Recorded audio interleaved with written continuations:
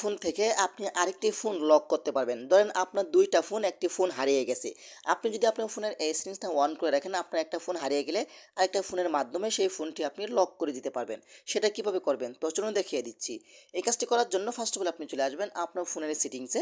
তো আমি চলে আসলাম আমার ফোনের সেটিংসে। তারপর এইখান থেকে আপনারা একটি অপশন পাবেন, সেটা হলো এই গুগল সার্ভিস নামে একটি অপশন। এখান থেকে গুগল সার্ভিস অপশন উপরে ক্লিক করবেন। তারপর এখান থেকে ওয়াল সার্ভিস এখানে আপনি ক্লিক করবেন। তারপরে একদম লাস্টে নিচে আসবেন। আসার পরে এখানে দ্যাট প্রোডাকশন নামে একটা অপশন রয়েছে, এখানে আপনি ক্লিক করবেন। তারপর এখান থেকে আপনি রিমোট লক এই অপশন উপরে আপনি ক্লিক করবেন। তারপর এখান থেকে আপনার এটা অফ থাকবে, এটা অন করে দিবেন। ওকে, এটা অন করে দেওয়ার পরে কিন্তু নিচে আসবেন। আসার পরে এইখান থেকে অ্যান্ড্রয়েড ব্লক এই অপশন উপরে ক্লিক করবেন। এখানে ক্লিক করলে কিন্তু আপনাকে সরাসরি আপনাকে এই ওয়েবসাইটে নিয়ে আসবে।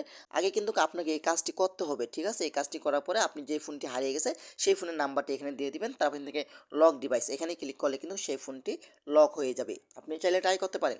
তো আশা করি ভিডিওটা শেয়ার করে দিবেন। ধন্যবাদ সবাইকে। আসসালামু আলাইকুম।